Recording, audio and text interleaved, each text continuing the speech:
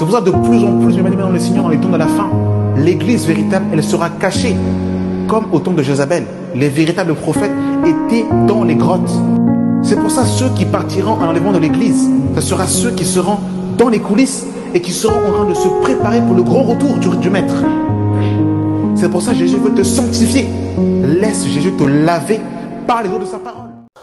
La paix de Christ sur votre partage. Nous bénissons le Seigneur pour cette nouvelle audio et nous voulons parler de l'épître aux Colossiens. Donc pour ceux qui ont l'habitude de nous suivre, vous avez certainement vu que nous avons lancé un nouveau format d'audio et on veut un peu parler du contexte historique des épîtres. Le but, c'est d'avoir un peu de contour, de profondeur. Vous savez, lorsque j'étais plus jeune et que je lisais les Écritures, c'est vrai que des fois, lorsqu'on lit les Écritures et qu'on est zélé, des fois, le zèle doit être accompagné de la sagesse, de l'intelligence. Paul justement pourra dire, en parlant des Juifs, ils ont du zèle mais sans intelligence. Donc il est bon d'avoir du zèle, mais du zèle avec intelligence, avec mesure. Parce que la parole de Dieu, cette parole peut sauver, mais elle peut également tuer. Si elle n'est pas correctement comprise, si on prend les versets hors de son contexte, on peut faire dire à la Bible ce que la Bible ne dit pas. Donc c'est pour cette raison qu'il est important d'aussi d'être des étudiants de la Bible, d'aussi de savoir aussi le comment du pourquoi. Et ça permet de donner du relief, du contour aux épîtres et de savoir un peu qu'est-ce que l'auteur a voulu mettre en avant. Alors, on va sans plus tarder. N'hésitez pas aussi à me dire dans l'espace commentaire qu'est-ce que vous pensez de ce nouveau format. Est-ce que ça vous donne un peu plus de contour? En tout cas, n'hésitez pas à partager vos ressentis dans l'espace commentaire. Alors, les habitants de Colosse, une petite ville de la région de la Phrygie, en Asie mineure, donc qui représente la Turquie actuelle, près de Laodicée et Hiérapolie.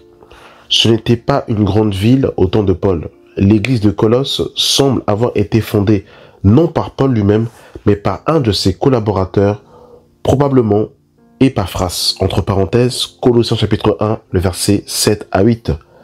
Pourquoi est-ce que Paul écrit cette épître? Paul écrit cette lettre pour répondre à des enseignements hérétiques menaçant la foi des Colossiens. Mélange de philosophie, légaliste juif, mysticisme et ascétisme. Affirmer la suprématie de Christ comme suffisant pour le salut, encourager les croyants à demeurer fermes dans la foi et à vivre selon leur identité en Christ. Je ne sais pas si vous avez vu comment c'est fou.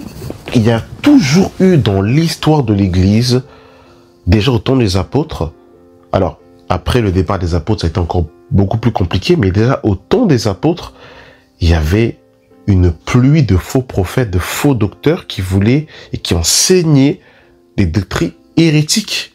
Mais au temps des apôtres, la force c'est que ils étaient là pour se lever et pour défendre la saine doctrine, pour empêcher au maximum les doctrines étrangères de s'infiltrer dans l'église. C'est vraiment compliqué. Et c'est pour ça qu'aujourd'hui, il ne faut pas qu'on soit étonné de voir aujourd'hui plusieurs fausses doctrines pilulées ici et là. Ça a toujours été le cas, malheureusement, que le Seigneur nous garde dans la vérité, dans la saine doctrine. Alors, pour parler un peu du contexte historique et de la datation, donc, probablement depuis Rome, pendant la même période que Philippiens, Éphésiens et Philémon, date environ 60-62 après Jésus-Christ. Donc, Paul est en prison, Épaphras vient le voir à Rome pour l'informer des problèmes doctrinaux à Colosse. Donc la langue utilisée, c'est le grec koiné, courant à l'époque dans les échanges et les écrits du monde gréco-romain. Alors, concernant les mises en garde, alors il met en garde contre les fausses doctrines, la philosophie humaine, les traditions, le culte des anges et le légalisme, entre parenthèses, Colossiens 2, le verset 8 et le verset 16 à 23, contre ceux qui nient la pleine divinité de Christ. Wow, vous avez vu que ça ne date pas d'aujourd'hui, hein. Ceux qui nient la divinité de Christ aujourd'hui, on le voit par exemple avec les témoins de Jéhovah par exemple, hein, qui nient farouchement la divinité de Christ.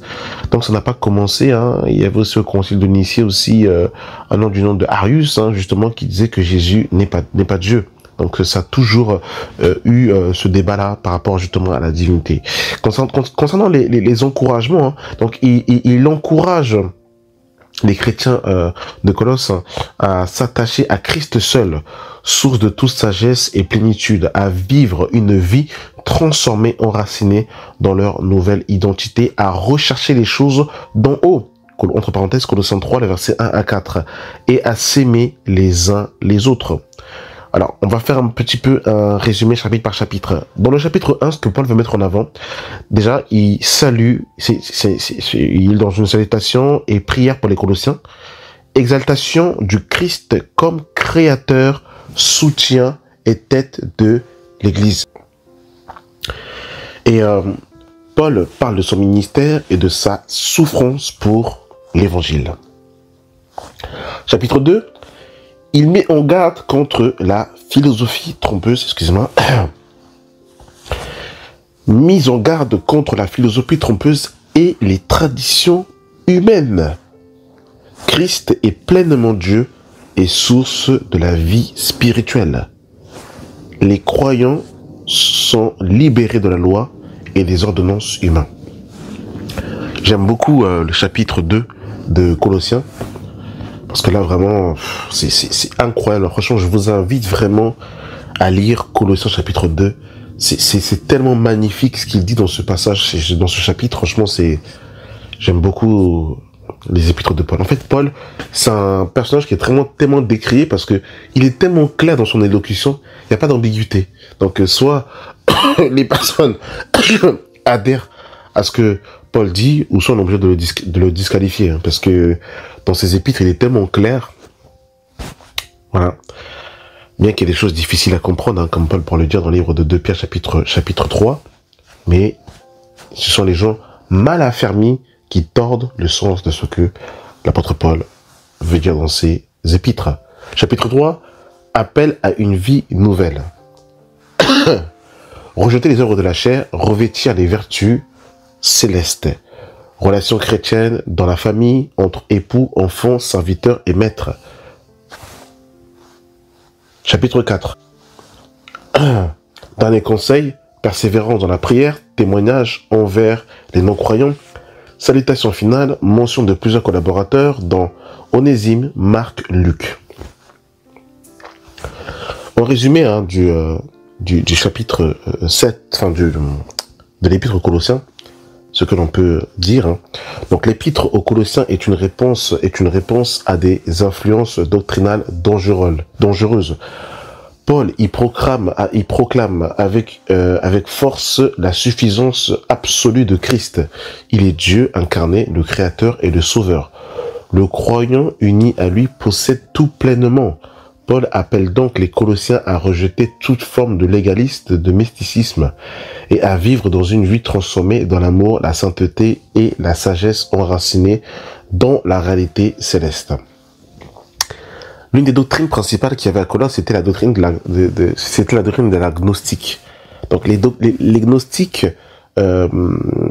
font sorte à une sorte de spiritualité assez particulière, où c'est une spiritualité transcendantale, où l'homme en fait par lui-même peut se connecter au Créateur, et ça a annihilé totalement en fait l'aspect de la communion que Christ justement était le seul médiateur entre Dieu et les hommes, une adoration aux hommes, en même temps l'observation de la loi de Moïse.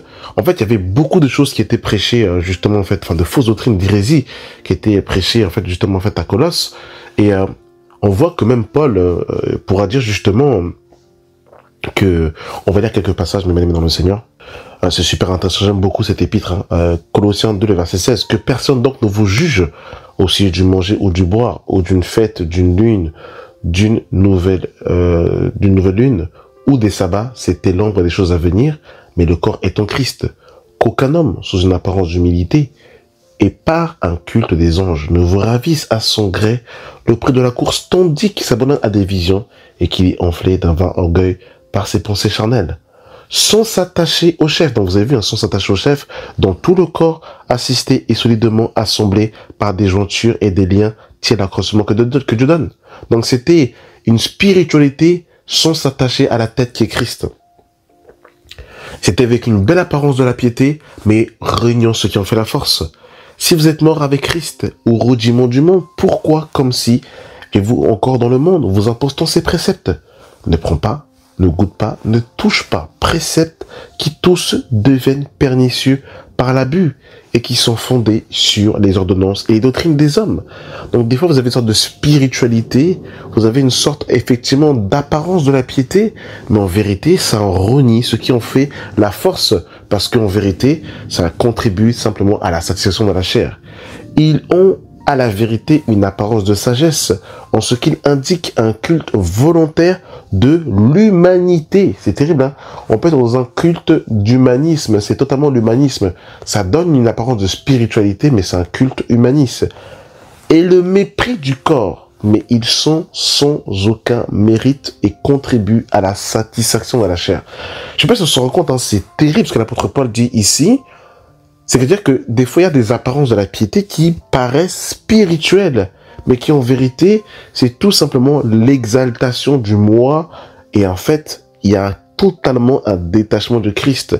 Et ces personnes-là sont dans des cultes angéliques, ils ont des visions, des révélations, ils voient tout le temps, mais c'est totalement séparé de Christ. Et on le voit aujourd'hui, il y a tellement de fausses prophétesses sur les réseaux sociaux, pas de maquillage, pas de bijoux, longue robe, voile serré, toujours en train de voir des anges, toujours avoir des révélations, mais pour beaucoup d'entre elles, complètement à côté de la plaque. Beaucoup de faux serviteurs aussi. Vraiment que le Seigneur nous aide, mes bien-aimés, dans le Seigneur, et qu'il nous garde dans la vérité, dans la sainte doctrine. Et vous voyez ici, l'apôtre Paul, en fait, confirme encore la divinité de notre Seigneur Jésus-Christ, qui est combattu. Et vous avez vu que l'esprit ne vient pas dire ce que Jésus n'est pas, mais il vient dire ce que Jésus est. Donc lorsqu'un prédicateur, une assemblée, mettent l'accent Jésus n'est pas, Jésus n'est pas, Jésus n'est pas, Jésus n'est pas, vous verrez que dans la plupart des épîtres, hein, ils vont toujours exalter le Seigneur, que ce soit l'apôtre Pierre, l'apôtre Jean, que ce soit l'apôtre Paul. Toutes les écritures d'ailleurs vont exalter Jésus à la place de la primauté, qu'il est Dieu manifesté en chair, qu'il est le Créateur, et que toutes choses ont été faites par lui et pour lui, et que rien de ce qui a été fait n'a été fait sans ma parole. Amen. Merci d'avoir pris le temps d'écouter cet audio, et que la paix de Christ soit votre partage. Amen.